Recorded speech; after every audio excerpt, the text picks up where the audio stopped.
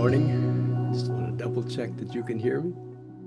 All is well in the world. I am grounded, peaceful, and calm. Thank you, Lisa, for that reminder of who we truly are, who I truly am.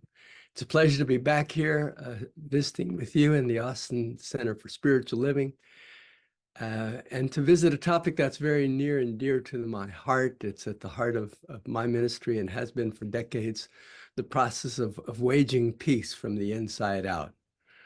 Our topic this morning is Om Shanti Om, not just here in the Austin Center for Spiritual Living, but in centers for spiritual living throughout the planet. This topic is being embraced in preparation for the International Day of Peace on September 21st, next Saturday, when the United Nations has declared a day devoted to strengthening the ideals of peace through observing 24 hours of nonviolence and ceasefire throughout the planet. This marks the 25th anniversary of the United Nations Declaration on Action of the Culture of Peace, which noted that peace is not only the absence of conflict, but it also requires a positive, dynamic, participatory process. So this morning, I invite you to join me and countless other individuals and community across the planet in building a container of peace as a personal mission, as part of this International Day of visioning and embracing and practicing peace and nonviolence on September 21st and every day. I'm going to take a moment to mute myself and cough off microphone.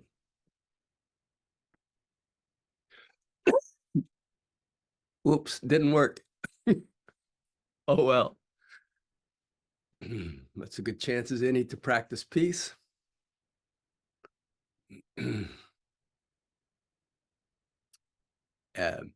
wife and I both had COVID in the last week and a half, and we've recovered from it, tested negative, but it continues to visit our lungs. So I just released that in this moment.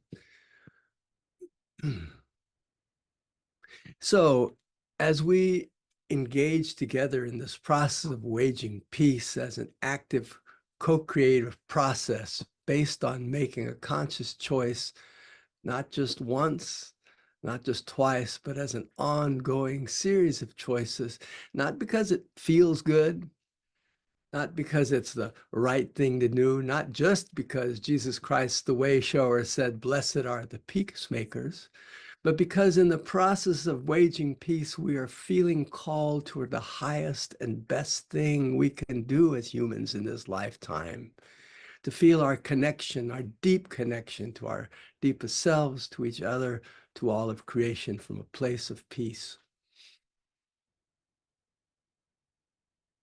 Easier said than done in a conflicted culture, where all too often we focus on what divides us, what makes us separate, trying to focus on me, as opposed to them, us, opposed to those who want what we've got. And that whatever the culture tells us, we as truth students are invited to remember and practice again and again this presence, this infinite mind, this deep knowing of who we truly are as co-creators of peace, as beings of peace. So we begin by reflecting on this term, Om Shanti Om. Acknowledging first that the word Om has no direct translation into the English language as we know it. Om is a Sanskrit word, but it's not just a word. Om represents the totality of all creation. It is the primordial sound, the underlying essence of all that is. So when we say Om, when we tone Om, we are not just intoning a sound, but we are aligning with the sound of life itself resonating in all of creation. Amrit Ray, contemporary Indian author and philosopher, has said, Om is not just a sound or vibration, It is not just a symbol, it is the entire cosmos, whatever we can see, touch, hear, and feel. It is the core of our very existence. Om is the mysterious cosmic energy that is the substratum of all things and all beings throughout the entire universe. It is an eternal song of the divine. Whew, what poetic words. It is an eternal song of the divine, a substratum of all things and all beings. That hits right here. A slightly less poetic, though no less powerful description comes from Dr. Ernest Holmes, founder of religious science, in his Holmes reading on meaning, when he said, "Life flows into everything through everything. It passes into every human event and translates itself through every human act." If you think of life as flowing through your every action, you will soon discover that the things you give your attention to are quickened with new energy, for you are breathing the very essence of being into them. If you think of life as flowing through your every action, you soon discover that the things you give your attention to are quickened with new energy. So when we speak the words Om Shanti, Om is the resonant ground of our being, and Shanti is roughly translated as peace, tranquility, not just as an absence of violence or an absence of external disturbance, but as the presence of an inner harmony, an equanimity, a stillness. So if Om is the divine sacred resonance of our being, the allness and everything, then Shanti is the manifest experience in the human of the peace and tranquility that comes as we invoke the Om and live into the Shanti, into the tranquility that's available to us in this moment. And yes, it's much easier to say than it is to do. But that's why we gather on Sundays, on Wednesdays, and in prayer groups and in study groups to remind each other of the possibility of remembering alone and together the power of invoking peace, invoking infinite mind in this way. So let's just repeat together the simple term Om Shanti Om 3 times. Om Shanti Om. Om Shanti Om.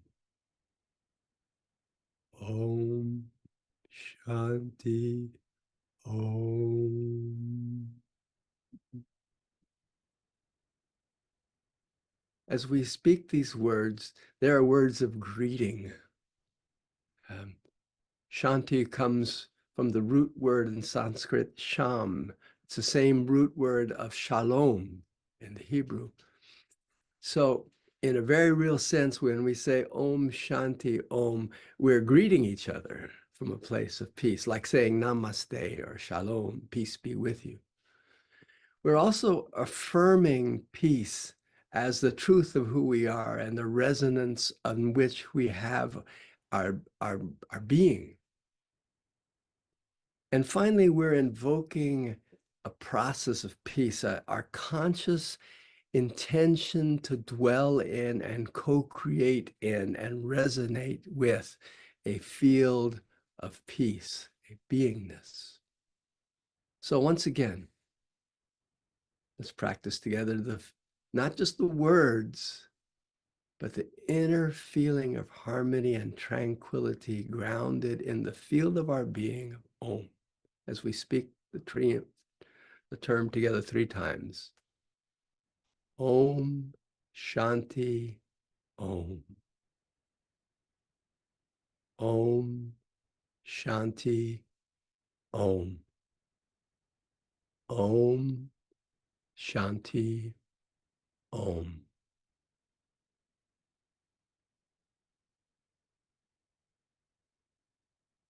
before going any further, I need to acknowledge how deeply attached I am to the subject. I've been a professional singer, songwriter, and sharer of the good news for 52 years. And when I first started singing, I was singing mostly Beatles covers and Elton John and the Eagles and whatever was popular in bars and restaurants. And over a period of a couple of years, I started singing my own music. Came to a place where I was offered a good recording contract with a subsidiary of EMI in London. I went to London, recording contract, sang my favorite song, Me, Me, Me, Me, Me. And then lost my recording contract and turned into an angry, bitter, sullen rebel singing me, me, me, me, me, and singing songs of anger and protest, and how all the world was being controlled by them, and we needed to seize power and peace. And I was making some headway in my career as an angry young folk punk until December of 1980, when John Lennon, singer, songwriter with the Beatles, was assassinated. And the day after his assassination, December 9th, the 10th it would have been, I went to memorial service here in San Antonio, where thousands of us were gathered on the banks of the San Antonio River and singing, all we are saying, give peace a chance, and holding candles. And I remember the headline speaker, whoever he was, said, it's up to each one of us to continue the work of John Lennon, to be bearers of peace and to create peace in the world through our thoughts and our actions, our music, whatever we can do, each are called to do it. And in that moment, sitting in the grass on the riverbanks of the San Antonio River, I spoke my truth to the God of my understanding, saying, I am available. Use me. This is what I choose to do with my life. And as surely as I'm speaking to you now and I'm feeling the resonant field of our connection in this moment, there was this deep peace that passed through every cell and fiber of my being, and a deep knowingness that this was so and would be so. That this was my work, was to sing of peace and speak of peace and do this work. It took a couple more years for that to actually get grounded in my reality, for me to release my anger and move toward truth teachings, helped greatly by being connected with a unity church and a church of religious science in California, where I was living at the time. As I found my grounding in peace, I connected with a wonderful teacher named Arnold Patton, which is where I met Rob and Mary all those years ago in 1987, whenever that was. I'm telling you all this because I soon came to realize it was not enough to sing of peace and to speak of peace, that I had to learn the spiritual principles and ground myself in spiritual principles, unlearn my old religious teachings of my childhood that bound me into small-minded ways of thinking and open to the grandness of life, and grounded in my experience. I learned that it was enough, not enough to say peaceful things, to sing beautiful, peaceful songs. I had to actually practice the presence and be the presence of peace, wage peace. It's sort of like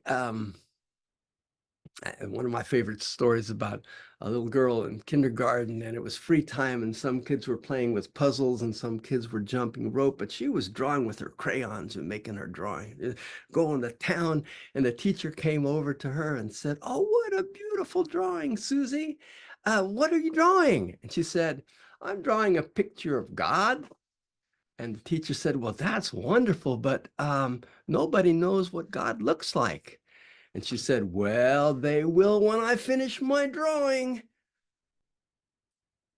It's a silly story, but I think at a very real level, it speaks to the fact that each one of us here is here to outpicture what God is, to make manifest in the human the divine potential. We're each here to draw in such a way with our words and our actions, our beingness, that our neighbors and co-workers in the world feel and resonate with that field of peace and power, which we manifest through our willingness to connect with infinite mind, infinite intelligence, God.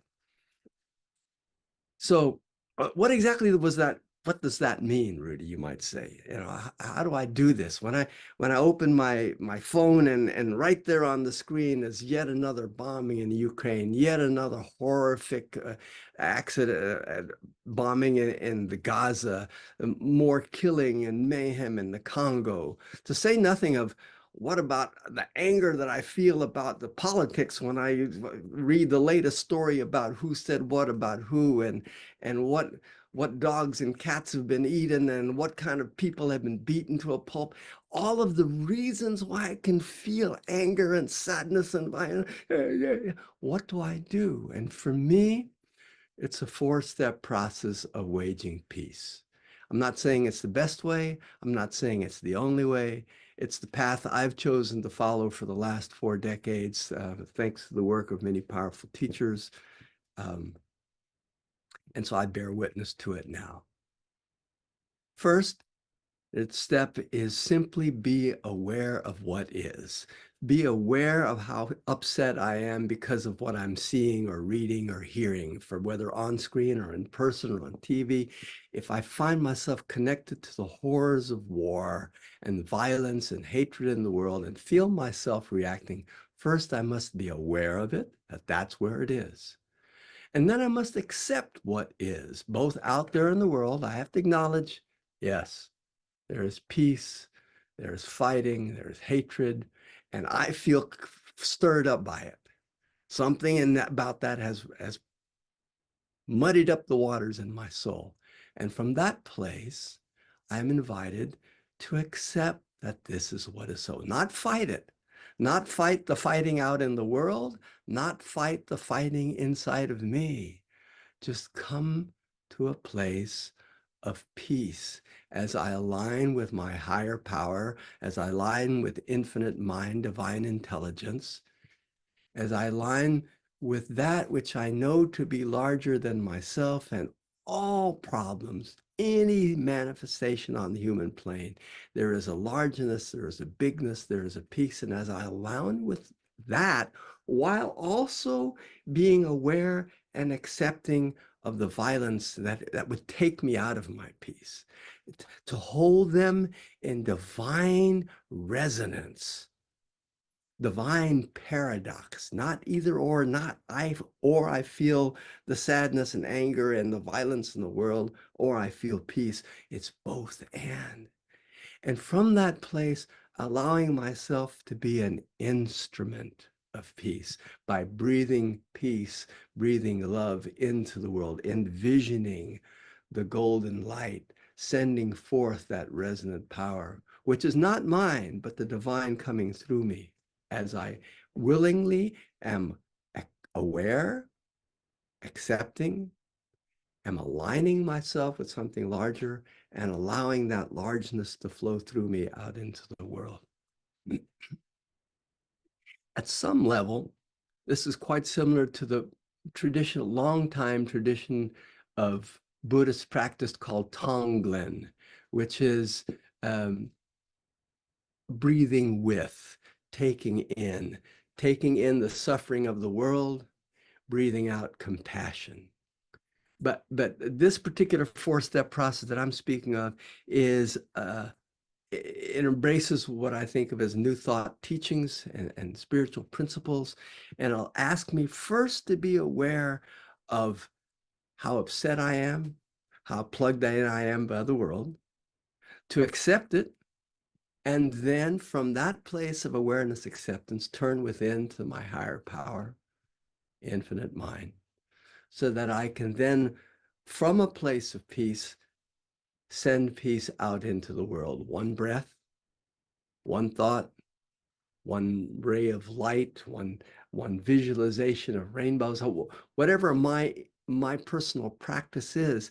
sending forth that which is mine to send, the divine made manifest through me. So let's practice this together now. Wherever you are, however you are, you don't need to take the meditation pose, although you certainly can. With eyes open or eyes closed. Simply breathe into where you are and who you are as you are.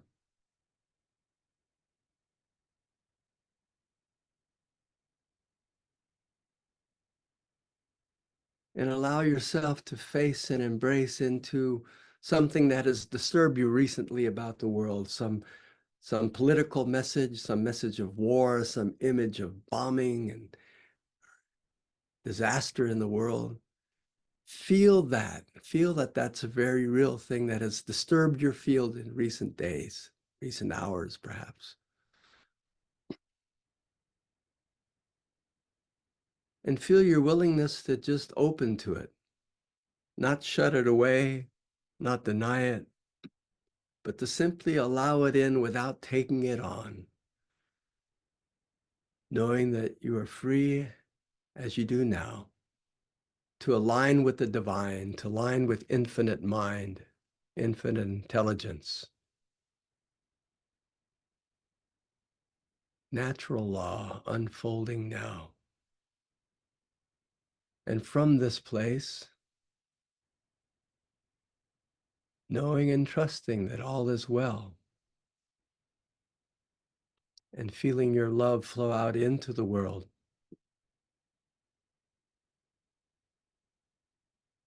One breath, one thought, one beam of light at a time.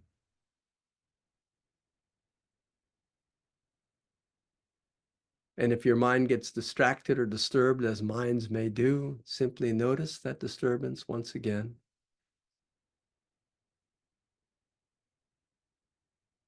Aware of it, accepting it, aligning with the divine,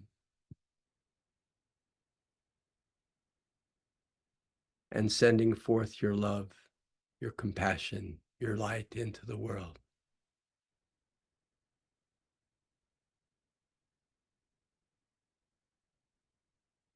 May you, may we, and all beings be blessed by our willingness to accept and remember this as we release it into the world and say, and so it is. Amen.